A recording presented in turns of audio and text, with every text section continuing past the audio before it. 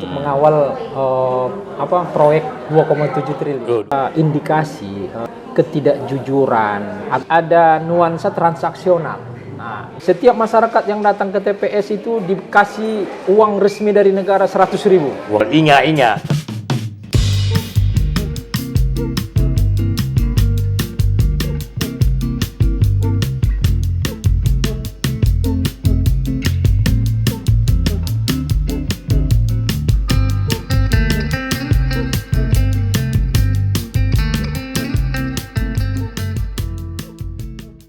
Assalamualaikum, Abang Da.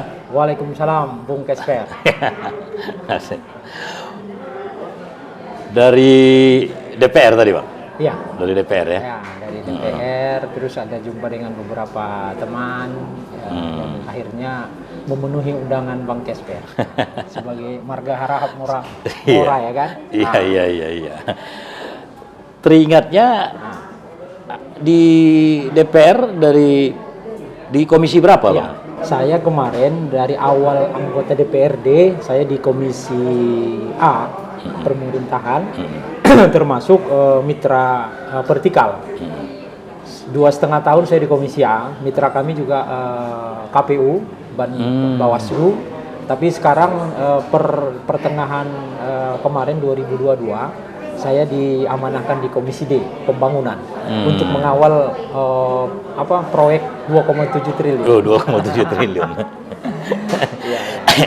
Dari dapil mana, Bang? Dapil Sumut 7.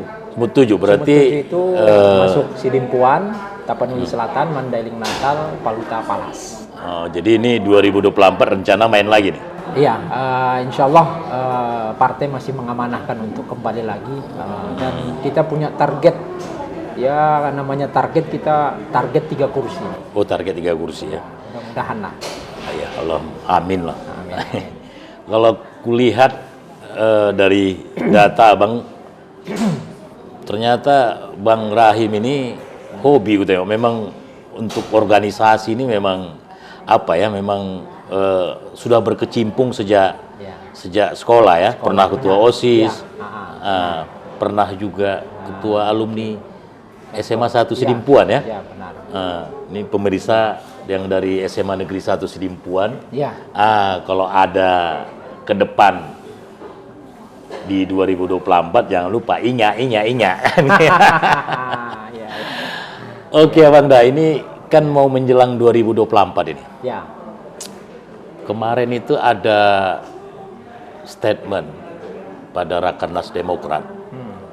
Pak SBY, mantan presiden, itu mengungkapkan, walaupun katanya itu statement itu untuk internal ya, diucapkan di Rakernas Demokrat. Beliau mewanti-wanti agar pilkada ke depan ini harus jujur dan adil. Nah, dia mencium ada aroma kecurangan menjelang 2024. Kemudian dalam prakteknya juga ada beberapa indikator lah ke arah situ. Misalnya tiba-tiba Presiden Jokowi mengendos beberapa calon. Itu kan di luar tupoksi dan di luar ranahnya gitu kan. Kemudian juga melakukan kritik terhadap salah satu calon yang dianggapnya tidak sejalan. Dan juga ada ungkapan statement dari Ketua KPU tentang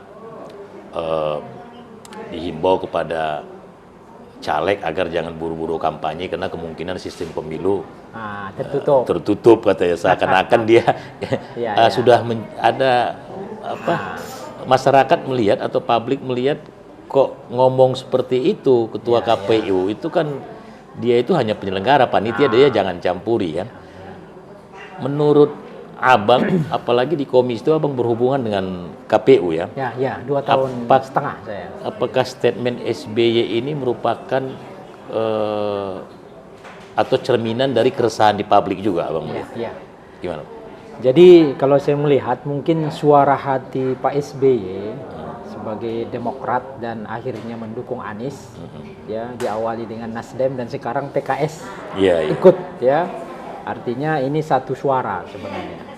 PKS juga melihat bahwa indikasi ketidakjujuran atau adanya kecurangan itu memang kita melihat dari tahun ke tahun dalam pesta demokrasi kita ini muncul dan memang terbukti setelah terjadinya kegiatan itu.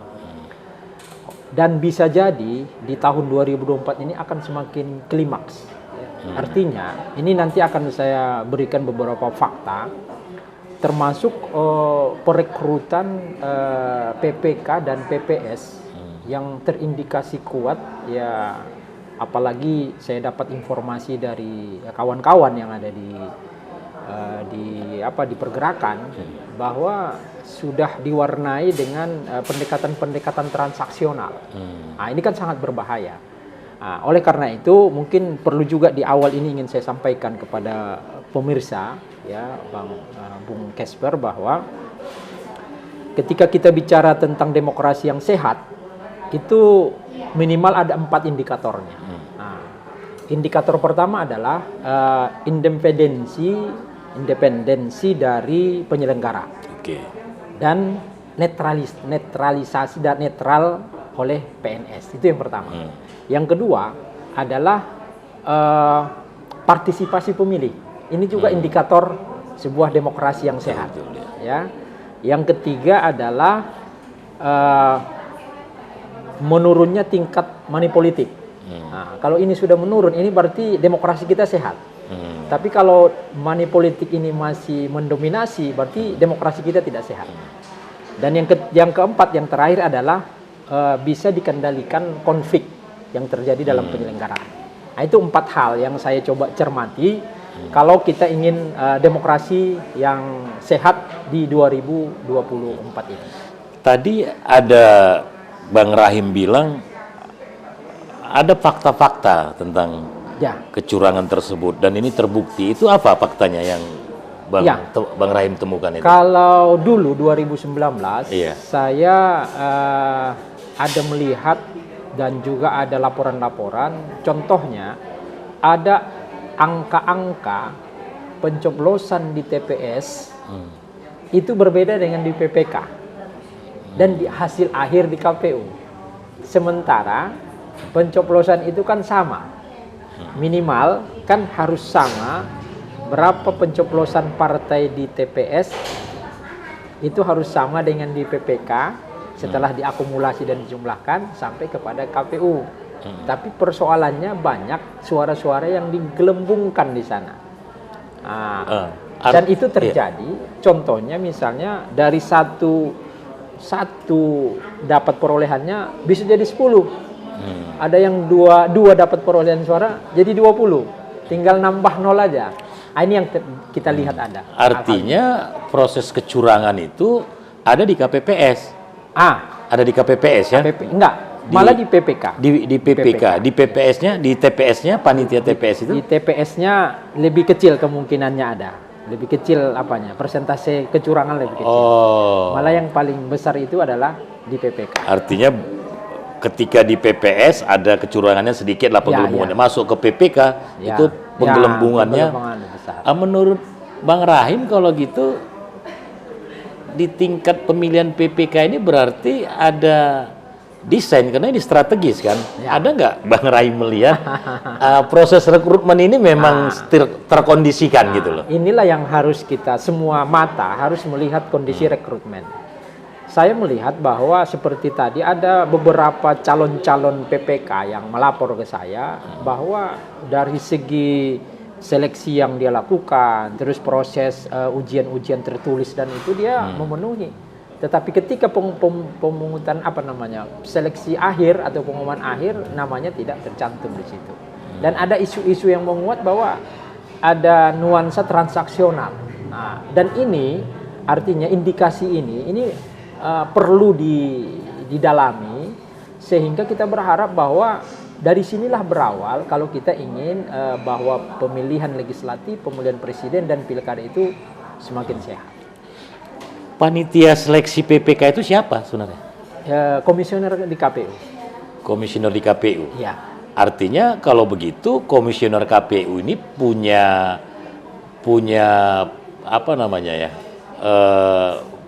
mengintervensi rekrutmen PPK dan ini menguntungkan salah satu parpol seperti itu. Bisa salah satu, bisa banyak parpol, bisa juga ya indikasi intervensi dari kepala daerah yang ada. Karena ini dipersiapkan untuk pemilu 2000 di Februari dan di November 2024. Ya, kalau begitu, ya kalau yang diungkap oleh Bang Rahim itu proses pemilihan legislatif atau pemilihan kepala daerah, netralitas dari panitia penyelenggara mulai dari PPS, PPK hingga KPU itu jadi pertanyaan besar ya. Ya. Ini justru yang menjadi harus dikontrol penuh ya. Ya. Yang dilakukan oleh PKS atau katakanlah DPR di dalam mengantisipasi proses rekrutmen ini agar jangan terjadi semacam transaksi politik, atau kan biasanya irisan-irisan politik juga sangat besar dalam rekrutmen di tingkat KPU, PPK dan semua yang sudah dilakukan oleh DPRD dalam hal ini Komisi Komisi A. Nah, itu seperti apa? Ini kan baru selesai ya rekrutmen di PPK dan PPS. Saya mungkin di sini menghimbau dan menyarankan kawan-kawan karena saya tidak di Komisi A itu agar ya fakta-fakta, karena ada satu pergerakan di Medan saya melihat sudah melakukan demo terkait dengan KPU di Palas, terkait dengan rekrutmen dan kasusnya, case-nya ini mirip-mirip dengan KPU-KPU yang lain dalam rekrutmen PPK dan PPS. Kalau kita sebenarnya, saya mungkin sebagai anggota DPRD berharap bahwa semua pihak termasuk DPRD bisa dalam hal ini memanggil ya KPU Sumatera Utara dalam hal itu mengontrol tentang rekrutmen ini, atau kawan-kawan di DPRD Kabupaten Kota memanggil KPU. Ada apa sebenarnya dengan rekrutmen di PPK dan di PPS ini? Nah, bila perlu DKPP juga harus hadir dalam hal untuk proses ini. Karena kita berharap bahwa proses untuk demokrasi yang sehat di 2024 itu harus dari awal inilah kita mulai. Sehingga meminimalisasi kecurangan yang ada. Nah, saya melihat itu. Kalau Bang Rahim melihat beberapa kali pemilu, mulai dari kita katakanlah pasca reformasi 1999, 2024, 2014, ada nggak mungkin ada evaluasi di tingkat PKS ya, kecenderungan ini kok seluruh tahapan pemilu dari tahun ke tahun itu PKS selalu merasa dirugikan gitu loh. Artinya ada semacam desain nggak ini memang mau dikerdilkan PKS lewat kecurangan pemilu ini, karena dianggap mungkin punya ketakutan tersendiri terhadap PKS. Ada nggak di tingkat PKS melihat ada usaha ke arah situ gitu loh kira-kira? Kalau itu kita tidak tahu lah, ada by design ya terkait dengan itu. Cuma persoalannya adalah seperti saya katakan tadi, bahwa penyelenggara pemilu harus benar-benar independensi itu harus ada dalam melaksanakan tugas. Tidak ada kepentingan di dalamnya. Ya, kepentingan satu partai, dua partai, atau kepentingan kepala daerah, ini sangat berbahaya. Sehingga dalam hal ini kita berharap bahwa kalau PKS pada hakikatnya ini kan kalau saksi kita di TPS ini kan kita siap dengan saksi. Semua orang memuji bahwa PKS memiliki saksi yang untung ada PKS kata orang. Artinya apa? Artinya ini kan akan seiring dengan tugas-tugas dari KPU, PPK, PPS dan KPPS. Apa yang kita lakukan? Malah dalam hal untuk pencerdasan masyarakat, seharusnya apa yang dilakukan oleh PKS harus diikuti oleh partai-partai lain.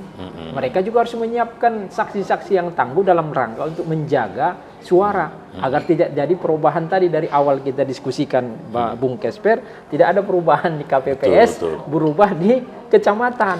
Nah, yang saya dengar bahkan kalau ada, biasanya kan di partai-partai itu saksi partai itu kan mengarah ke satu orang caleg tertentu gitu loh kan. Kalau nomor 2 ke bawah semua caleg partai itu begitu dia merasa dirugikan dia akan merujuk ke PKS minta datanya karena paling bersih, paling militan, paling bertanggung jawab, paling berkomitmen, Ya. dan paling akurat data dari Data. saksi PKS. Kok kenapa bisa begitu? Gimana pengkaderannya itu? Kok sangat militan luar biasa? Semua orang memuji, terlepas kalau untuk PKS ini apa itu? Jadi Kiat-kiatnya nih, Bang. Kiat atau rahasia lah bagaimana kita menghadirkan saksi yang militan, saksi yang tangguh. Ini kan tidak lepas dari proses pendidikan politik. Tidak hanya pendidikan politik sebenarnya, pendidikan pemahaman agama yang kuat itu memang kita jalankan di PKS. Maka apa rahasianya? Memang di PKS itu kan ada satu program yang itu bagaimana agar setiap kader PKS itu terus-menerus untuk memahami agama. Ya, mengenal Allah, mengenal Tuhan, mengenal Allah, ya, mengenal Rasul, Al-Quran dipahami. Sehingga perlu mungkin sedikit saya sampaikan bahwa setiap kita melakukan setiap ada pemilu atau pilkada, kita itu ada namanya pelatihan saksi. Yang salah satunya di situ, di samping kita nanti ada mensosialisasikan tentang regulasi, ada satu materi, kalau dalam bahasa agamanya itu materi as-saja'ah. As-saja'ah itu adalah keberanian. Keberanian dalam hal ini untuk mengungkapkan yang benar. Keberanian untuk menjaga, bukan hanya menjaga suara kita, bahkan kita siap untuk menjaga suara partai lain, supaya tidak dicurangi oleh pihak-pihak tertentu. Ini yang sering kita kita berikanlah kepada kader-kader. Itu yang membuat saksi atau kader PKS lebih militan, lebih berani, dan lebih lebih punya pengetahuan tentang pemilu, Bang, ya. Pemilu. Selain mereka juga diajarkan dalam pelatihan saksi tentang regulasi dan undang-undang pemilu, mereka diajarkan juga materi-materi keagamaan, ya. Supaya berani, jujur, ya kan. Luar biasa. Berarti politik itu bagi PKS ibadah, itulah representatif apanya, ya. Kita kembali nih, Bang, ke tema diskusi kita tentang pemilu jurdil ini, kan. Kalau menurut Abang, hampir rata kan di PPS dan di TPS itu panitia pemilihan itu kan bahkan tradisi sejak zaman Orde Baru itu kan, PNS. PNS sekarang PNS aktif. Iya kan? Menurut Abang, apakah PNS ini bukan boleh, ya, layak nggak untuk duduk dalam kepanitiaan pemilu yang dibutuhkan bahasa tadi Abang ini, kita butuh independensi, netralitas, kejujuran dan semuanya. Dengan adanya PNS di situ, kita tahu PNS ini kan birokrasi, komando, sentralisasi, birokrasinya, kulturnya semuanya. Apakah PNS masuk dalam kepanitiaan pemilu mulai dari tingkat TPS sampai tingkat atas? Dari sisi demokrasi, menurut Abang gimana ini? Sebenarnya perlu dievaluasi juga keberadaan PNS itu di penyelenggara pemilu. Karena kita lihat dari tingkat kecurangan-kecurangan dan temuan-temuan selama berlangsungnya pemilu di Indonesia, itu kan sering terjadi seperti indikasi pertama tadi, netralitas PNS itu dalam tanda kutip masih diragukan. Masih ada penggiringan-penggiringan, ya, kepentingan-kepentingan yang ada di setiap pilkada yang ada. Ketika seorang incumbent yang maju, dia akan mengkondisikan, dan itu tidak rahasia umum lagi. Makanya saya mungkin dalam forum ini, dalam diskusi ini ini menjadi masukan kita ke KPU Pusat agar keberadaan PNS ini dievaluasi. Bila perlu diambil dari orang-orang memang yang non PNS, tapi dia orangnya independen gitu. Sama halnya dengan dia mungkin seperti pemantau pemilu, ya kan? Dia tidak ada keberpihakan ke yang lain. Nah, ini mungkin jadi satu wacana lah, kita bisa wacanakan agar di situ tidak dibenarkan PNS untuk ikut dalam penyelenggara pemilu. Karena dia bagian dari pemerintah, bisa jadi bagian dari kepentingan-kepentingan. Dan sampai sekarang kita melihat ada indikasi-indikasi kuat itu ada. Kalau untuk yang 2024 ini Pilpres Pileg, Abang mencium nggak aroma ada usaha yang dilakukan oleh kekuatan politik tertentu untuk mengkondisikan, misalnya dalam pilpres itu begini, dalam pileg itu ada nggak abang mulai membaca? Kalau saya melihat memang semua partai politik, semua kepentingan yang akan ada di pilpres dan pileg ini kan ingin menang, ingin suaranya banyak, ingin kursinya banyak. Tetapi saya ingin memberikan kalaupun namanya nasihat, bahwa marilah kita bertarung dengan pertarungan yang tadi, yang fair ya, fair, jujur dan adil, jurdil. Itu pemilihan yang sehat. Jangan melakukan tindakan-tindakan yang itu sebenarnya dalam kacamata orang yang ingin Indonesia ini lebih baik, akan berubah, itu malah bisa dinilai bahwa orang-orang yang tadi yang punya kepentingan itu akan misalnya melakukan hal-hal yang tidak sejalan dengan demokrasi yang kita laksanakan. Dan PKS sangat yakin kalau pemilu fair, PKS bisa menang ya. Iya. Dicurangi aja menang gitu kan. Betul. Oke Bang, ini himbauan abang ke masyarakat, ke stakeholder, stakeholder pemilu berkaitan dengan pemilu yang jurdil, dan juga ke masyarakat. Apa kira-kira himbauan abang? Jadi saya berharap sebagai anggota DPRD Provinsi Sumatera Utara dari fraksi PKS, bahwa kita berharap berangkat dari pengalaman-pengalaman kita di pemilu-pemilu sebelumnya, bahwa memang kita simpulkan bahwa kecurangan itu tidak bisa kita pendam, sampai habis. Itu pasti ada, karena ada pihak-pihak tertentu yang memang punya kepentingan besar. Tapi kita berharap bahwa intinya adalah semua kalangan, semua entitas dalam hal ini harus bersama-sama bagaimana agar pemilu 2024 ini adalah pemilu yang jujur, adil, dan sehat.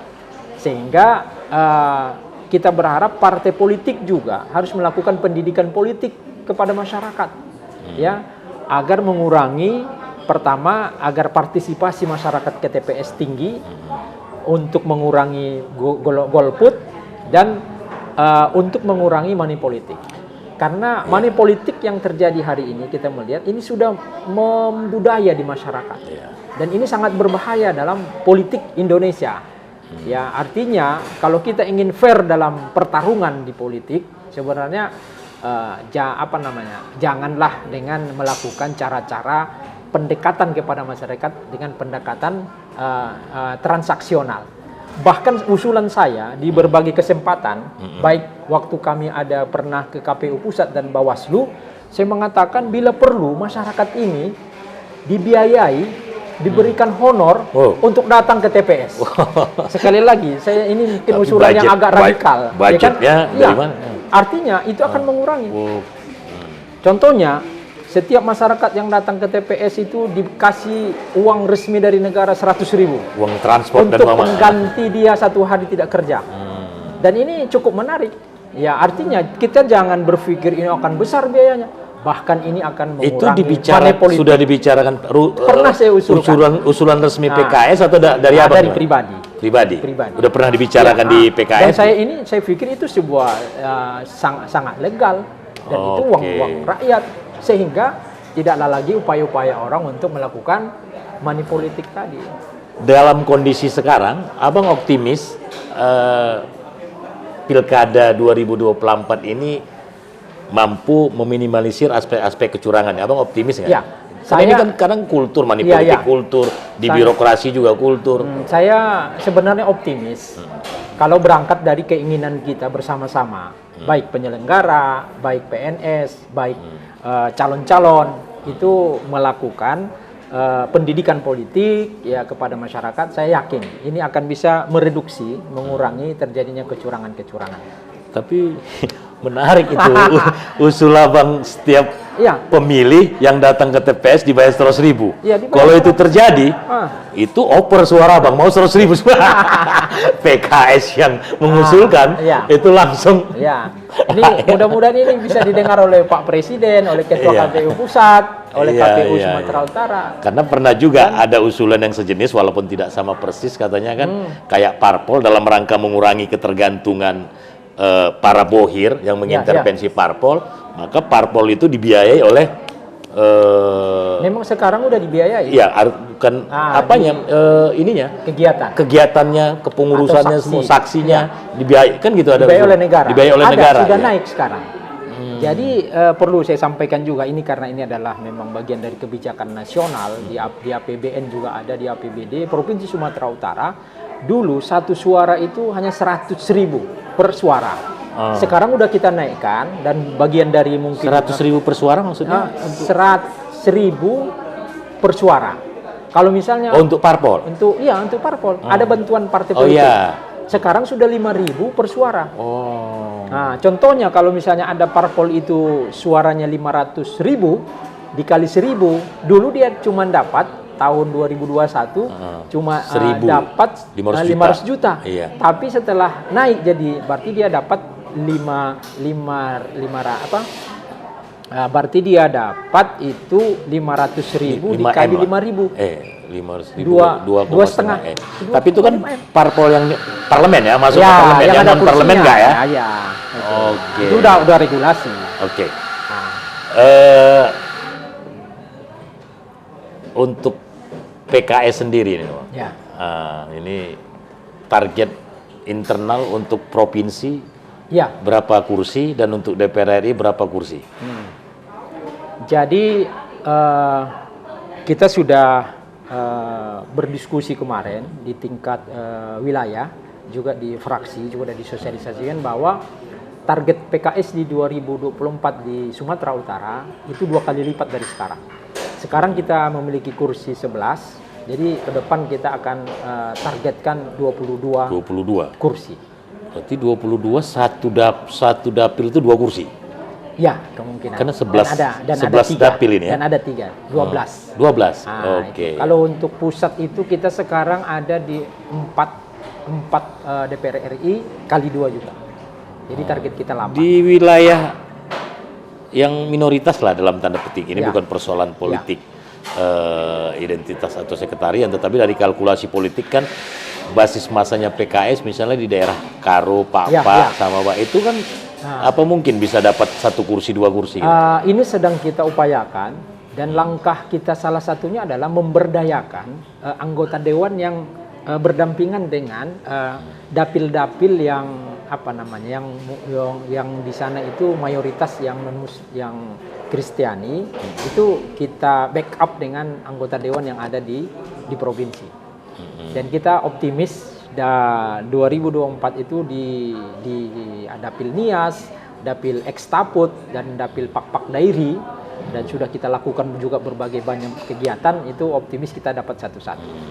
Oke, ini satu pertanyaan lagi nih, Abang Dah. Di kalangan pemilih konstituen, khususnya di minoritas, itu ada stigma PKS ini kan partai Islam. Ya. Dan praktek atau data politiknya juga PKS itu punya kursi di daerah-daerah yang mayoritas Islam. Bagaimana PKS menjawab stigma tersebut dan bagaimana strategi PKS untuk mengambil ceruk di luar dari komunitas pemilih Islam? Mungkin pernah ada yang ingin Abang sampaikan ke pemirsa ini. Jadi kalau kita, ini kan visi PKS ini kan sudah ada perubahan ya. Bahwa kita ini adalah partai Islam yang rahmatan lil alamin. Nah, itu perlu saya garis bawahi bahwa PKS sekarang visinya adalah partai Islam yang rahmatan lil alamin. Artinya partai yang terbuka untuk semua umat. Tidak hanya yang Islam, kita juga dan sudah melakukan advokasi bukan hanya di kalangan umat Islam. Tetapi ketika ada persoalan-persoalan orang-orang di luar Islam, kawan-kawan kita yang di Kristen, Hindu, Buddha, itu kita juga berperan mengadvokasi itu. Jadi jangan Iya. ada ragu lagi kepada Betul. PKS ya dalam rangka untuk membangun Sumatera Utara dan membangun Indonesia. Artinya di PKS caleg-caleg non-muslim boleh atau menjadi pengurus? Sebagian ada. Oh, di sebagian sudah ada malah? Sudah ada. Di daerah mana? daerah-daerah yang umat Islam minoritas itu ada beberapa daerah itu yang Kristen itu kita masukkan jadi pengurus, dan kemungkinan besar juga ada yang non Muslim yang Kristiani juga akan kita buat menjadi caleg di daerah-daerah tertentu. Artinya hak yang Kristen, Buddha, Hindu di dalam PKS itu sama-sama punya hak untuk jadi pengurus, jadi caleg, artinya tidak dibedakan oleh PKS. Tidak. Oke. Menarik ya Bang Dahlan, terima kasih Ya, atas sama-sama. bincang-bincangnya. Ya. Mudah-mudahan Abang sehat dan sukses selalu. Ya. Penonton, itu tadi diskusi kita dengan Bang Abdur Rahim Siregar STMT. Beliau adalah anggota DPRD Sumatera Utara Dari di fraksi Komisi A, Komisi D. di Komisi D, dan di 2024 rencananya beliau akan maju kembali. Jadi kalau di pas KPU. pada hari H1 Februari itu Bang. Ya, apalagi pencoblosan berapa? iyalah, apalagi keluarga kita kaum siswa Kaum yang ada di Sulkot, Tabaksel. yang ada di Tabaksel. Ingat, karena beliau ini juga ketua Forum Masyarakat Masyarakat Natolu. Dalian Natolu Tabaksel. Iya. Kalau ada orang kita, kenapa orang lain itu ya? Akhirul kalam, wallahul muwaffiq ila aqwamit thoriq. Assalamualaikum warahmatullahi wabarakatuh.